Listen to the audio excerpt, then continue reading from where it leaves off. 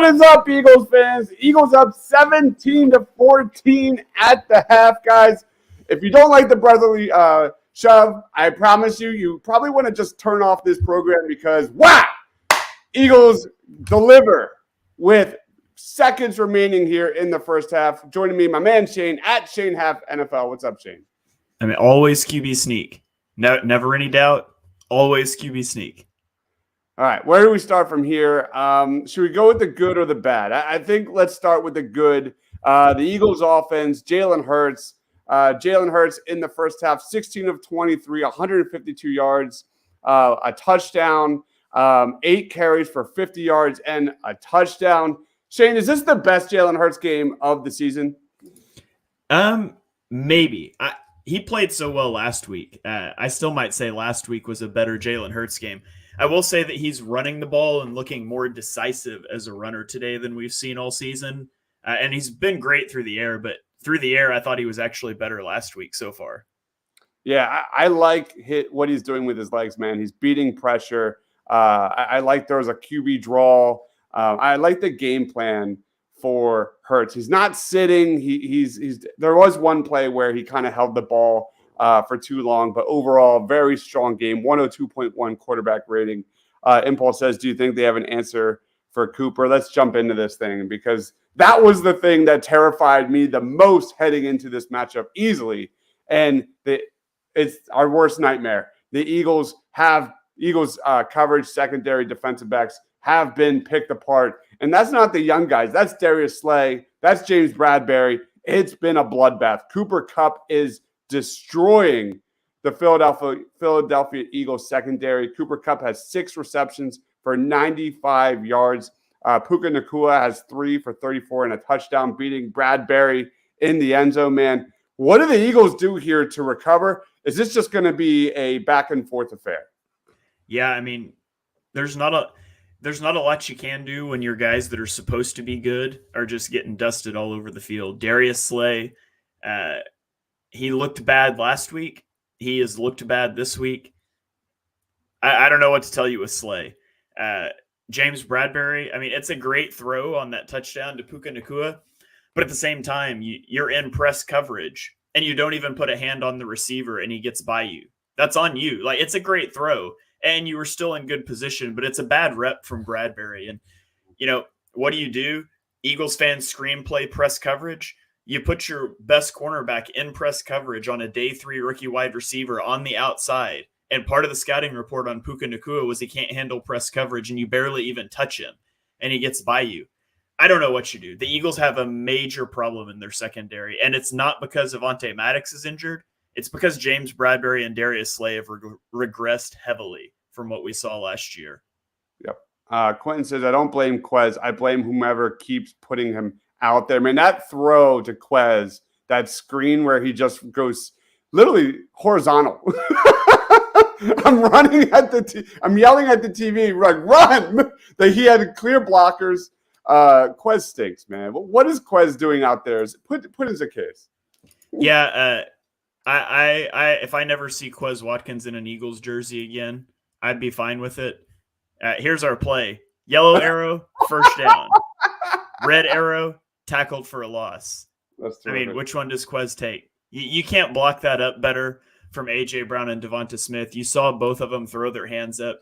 And that's not even to talk about the cowardly decision by Nick Sirianni to kick a field goal on 4th and 3 when your defense can't stop anybody. That's just bad.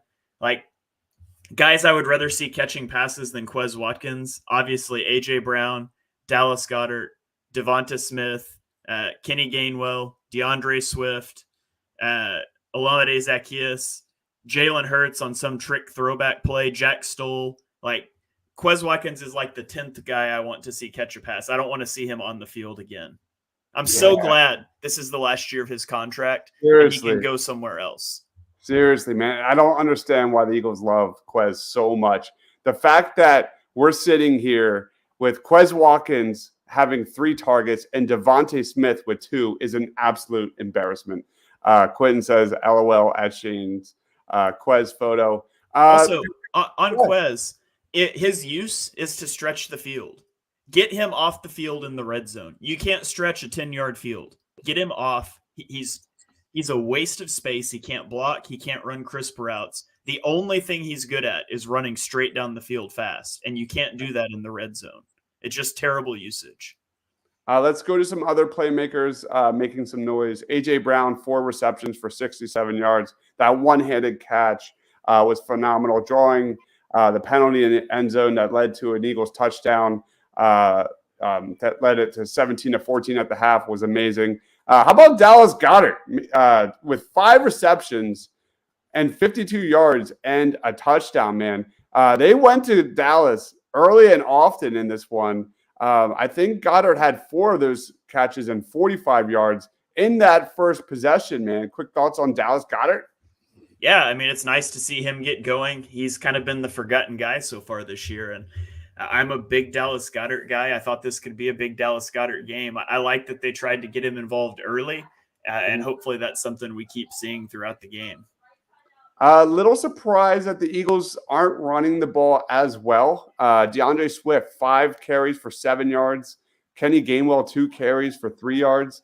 I thought this was a game where we would see a heavy rushing attack. I mean, they're going to, again, like last week, a lot of short passes, screens, things like that. Any take on the Eagles' rushing attack? I'm surprised to see it struggling so much. I mean, we could play the game, name Rams defensive players not named Aaron Donald, and you might get 1 or 2 because you've heard him on the broadcast. But like, this is not a talented defense. They have not been good against the run. I'm surprised the Eagles have struggled to run the ball. And again, Cam Jurgens is out. Maybe that plays into it, but they also haven't really tried to stick with it because they've had no problem moving the ball through the air. Yeah, I can't complain. They're moving the ball pretty well. Not as well as the Rams, man. The Rams offense has been a machine. The Rams offense in the first half, and let me get this real quick. They are 5 of 7 on third down, 1 for 1 in the red zone, and 6.5 yards per play, man. Matthew Stafford is abusing this Eagles secondary. But let's talk about the Eagles defense.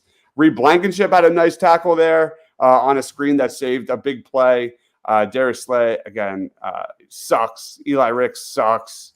Jalen Carter up to 2.5 sacks in 5 games, man. Jalen Carter making some noise. How about that? Yeah, nice sack there.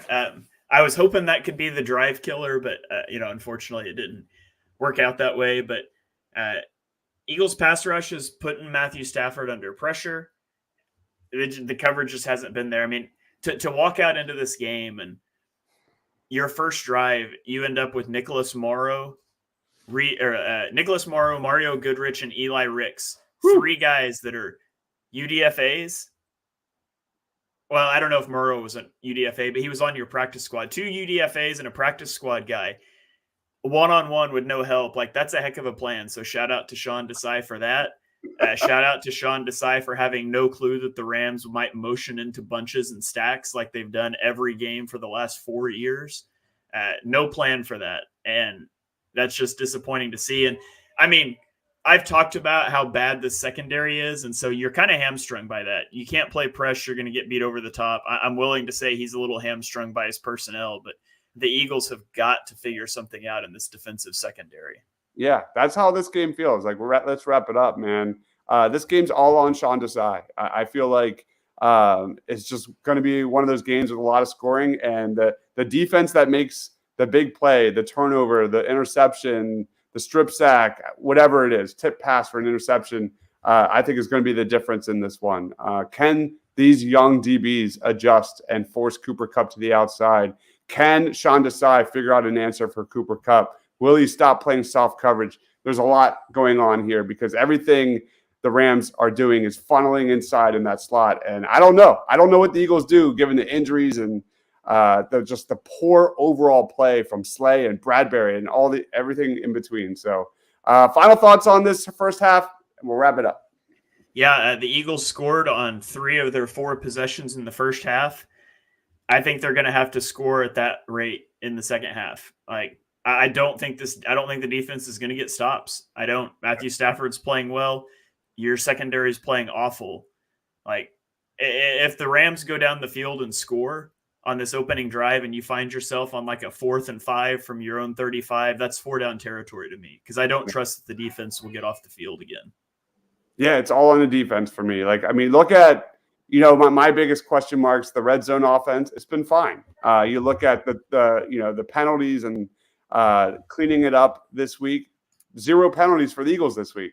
They're moving the ball. We'll see if the Eagles defense and Sean Desai can respond here in the second half, guys. Shane, where can we find you, man? Yeah, you can check me out on X. I'm live tweeting clips from the game at Shane Half NFL. Like 5 minutes delayed because it's taking forever to post the clips for some reason, but check me out there. All right. Guys, we will be live for post game right when the clock hits 0. Give this video a like, subscribe if you love the Philadelphia Eagles. He is Shane. I am Dives. We'll see you at post game. Stay awesome, everyone.